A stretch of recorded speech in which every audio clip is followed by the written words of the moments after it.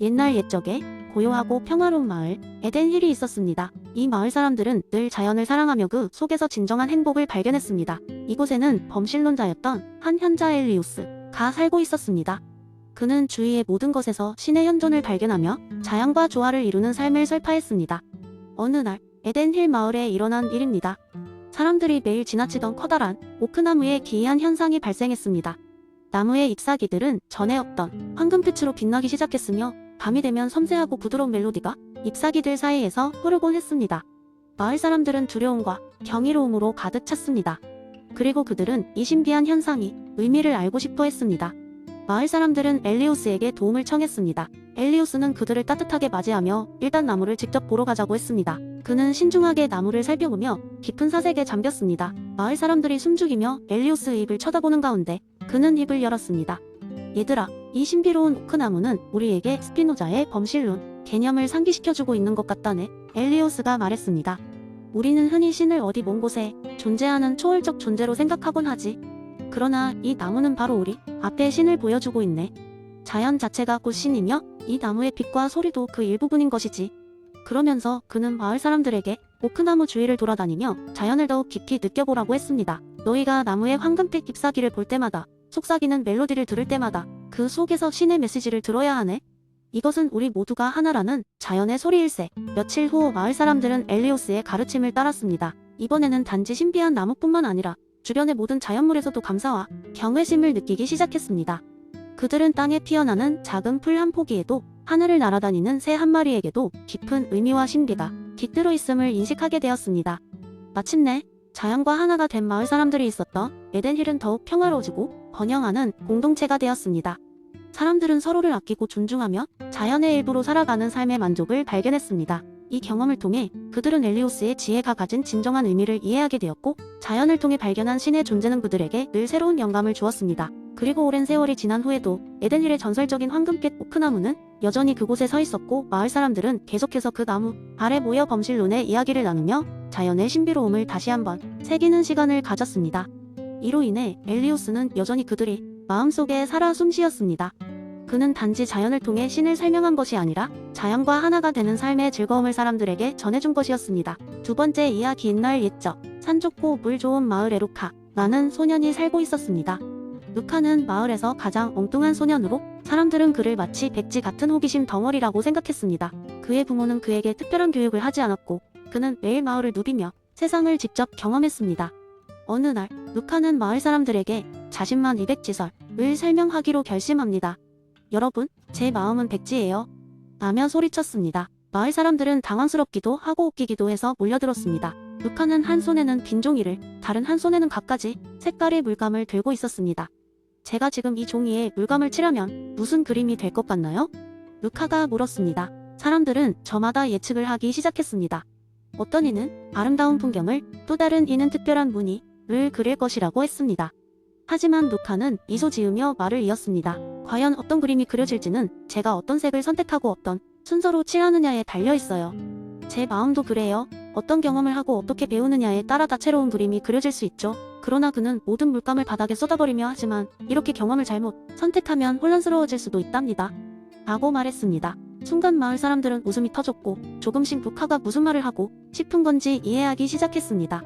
마을에 사는 노부부는 반성을 시작했습니다. 그동안 배움과 경험을 게을리했던 자신들의 젊은 시절을 떠올리며 버려진 꿈들을 되살려보기로 했습니다. 또 다른 사람들은 자신들의 아이들에게 더 많은 경험과 배움의 기회를 주기로 결심했죠. 루카는 자신의 백지설을 단순한 농담으로 끝내지 않았습니다. 그는 계속해서 마을 사람들에게 다양한 경험을 제공하기 위해 노력했습니다. 경치를 그리고 음악을 배우고 춤을 추며 자신의 백지에 다채로운 색을 입혔습니다. 몇 년이 지나고 루카의 마을은 배움의 마을로 불리게 되었습니다. 모두가 서로의 백지에 다채로운 색을 더할 수 있도록 도와주었고 마을 전체가 풍부한 경험으로 가득 차게 되었습니다. 결국 루카는 단순한 호기심 소년이 아닌 마을을 배움의 중심지로 만든 장본인이 되었습니다. 이 이야기처럼 우리는 모두 백지와 같은 마음을 가지고 있습니다. 그 백지를 어떤 경험으로 채워갈 것인지는 오롯이 우리의 손에 달려있다는 것을 기억해야겠습니다. 세 번째 이야기. 옛날 옛적 작은 마을 한가운데에 위치한 카페로미에르가 있었습니다. 이곳은 마을 사람들의 아침을 시작하는 장소이자 오후의 나른함을 씻어주는 커피 향기가 그득한 특별한 공간이었습니다. 카페를 운영하는 주인장 마르셀은 마을에서 알아주는 철학 애호가로 늘 철학책을 읽으며 새로운 아이디어를 찾곤 했습니다. 그런 마르셀이 가장 마음에 들어하는 개념이 바로 알랭 바디우이 사건 개념이었습니다. 어느 날 마르셀은 그의 커피처럼 진하게 삶의 변화를 불러올 사건을 기다리며 카페 창문을 바라보고 있었습니다.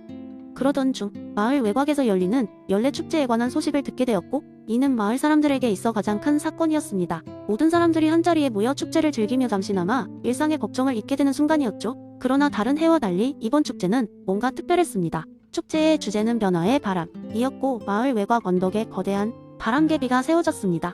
이 바람개비는 단순한 장식물이 아니라 바람을 이용해 마을 전역에 전기를 공급할 수 있는 기발한 장치였습니다. 이는 새로운 에너지원의 가능성을 시험하기 위한 실험이었고, 성공적이라면 마을은 큰 변화를 맞이할 수 있을 것이었습니다. 하지만 처음 시도라는 것에는 항상 우려와 걱정이 따르듯 마을 사람들은 이 기발한 장치가 실패할까봐 반신반의하고 있었습니다. 그때 마르셀은 무언가 새로운 변화의 조짐을 느꼈습니다.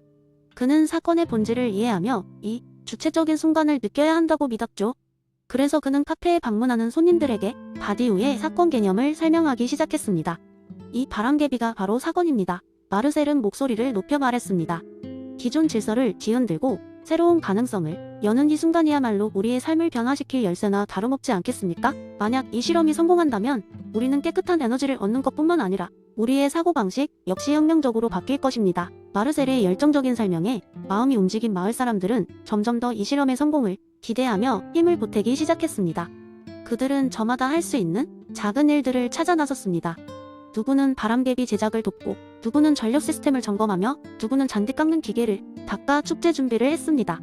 드디어 축제 당일 바람이 세차게 불기 시작했고, 마을 사람들은 바람개비 앞에 모여들었습니다. 풍차 날개가 서서히 돌아가기 시작했을 때 그들은 그것이 가지고 올 변화를 실감했습니다. 마을은 더 이상 과거의 마을이 아니었습니다.